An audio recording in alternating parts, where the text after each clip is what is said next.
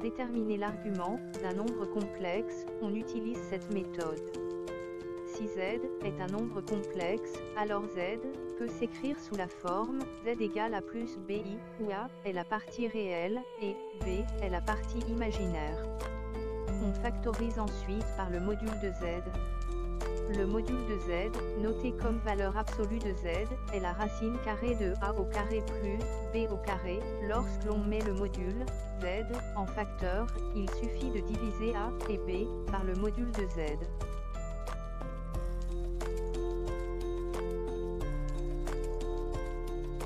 Alors, commençons notre réponse en calculant le module de z1. On a a égale 1 et b égale 1. Le module de z1 est donc la racine carrée de 1 au carré plus 1 au carré, égale à racine carrée de 2.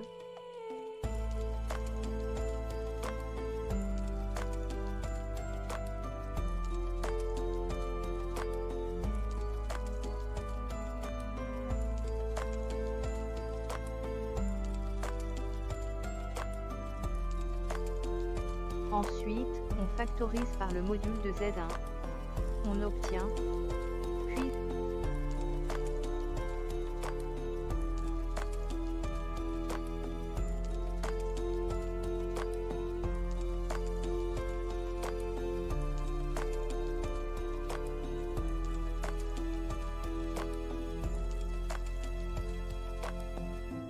puis en simplifiant, c'est-à-dire en supprimant la racine carrée du dominateur en multipliant par le conjugué de racine carrée de 2, on obtient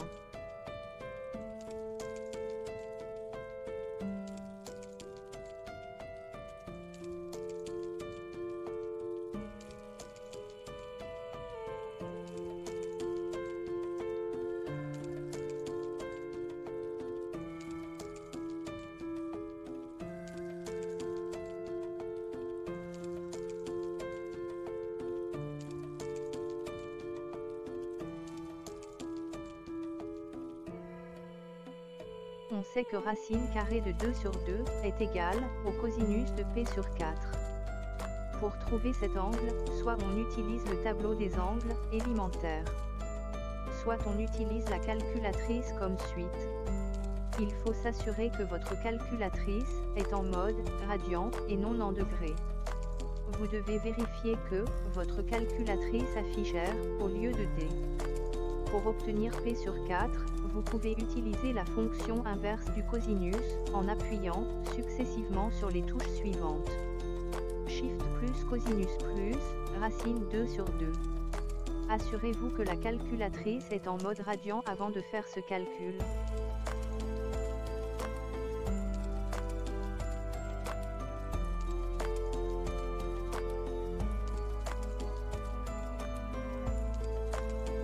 Pour Z2, on peut factoriser par 2, mais ce n'est pas nécessaire. Cela permet simplement d'éviter des calculs supplémentaires.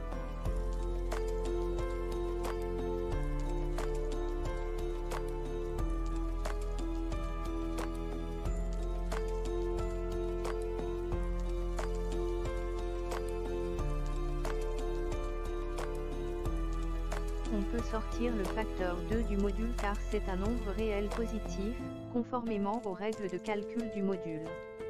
Ensuite, on calcule son module et on reprend les étapes utilisées pour Z1, comme suit.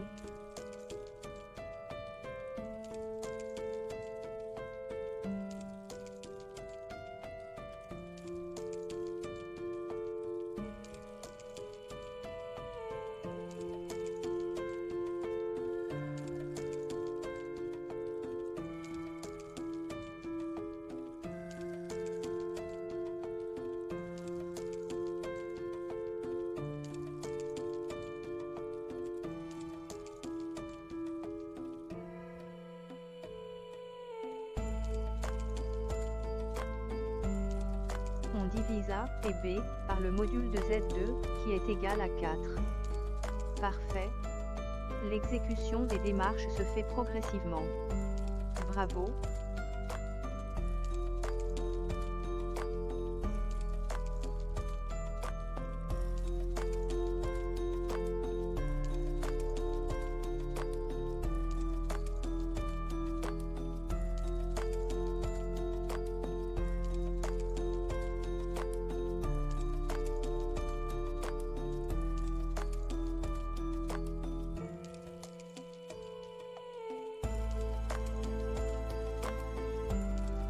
sur 2 est le cosinus de P sur 3.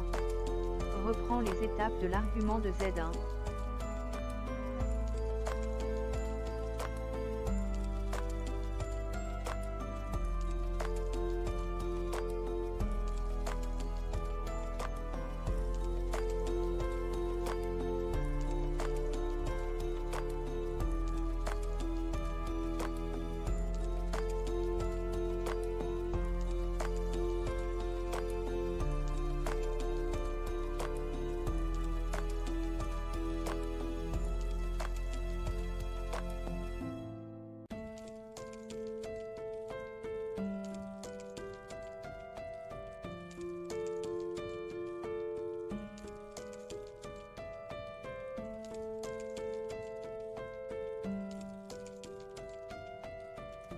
Il faut retenir que les règles de l'argument des nombres complexes sont analogues à celles du logarithme népérien.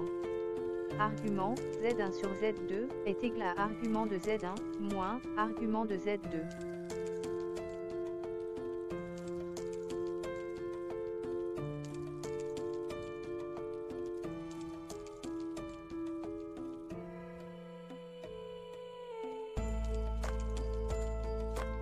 C'est exactement ln A sur B qui est égal à ln A moins ln B.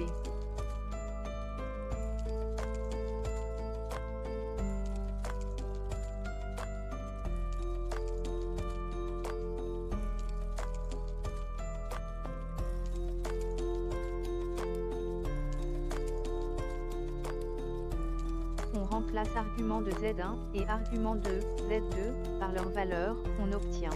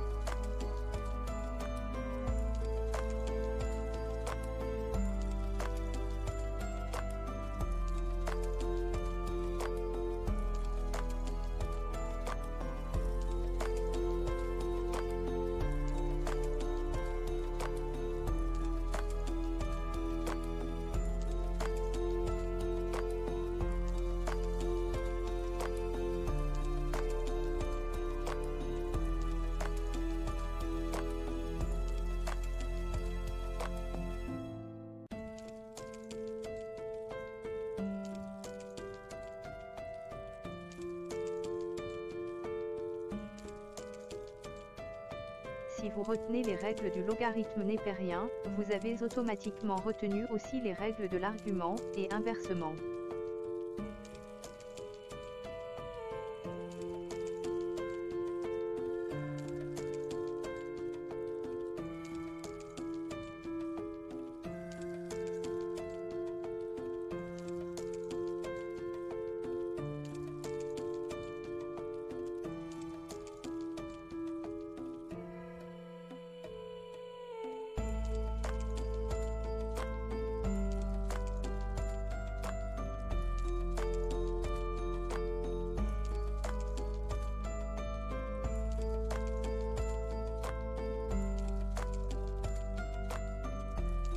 On peut retrancher 2P pour que l'argument soit dans l'intervalle -P et P. Notons que cette opération est effectuée lorsque le numérateur est supérieur au dominateur.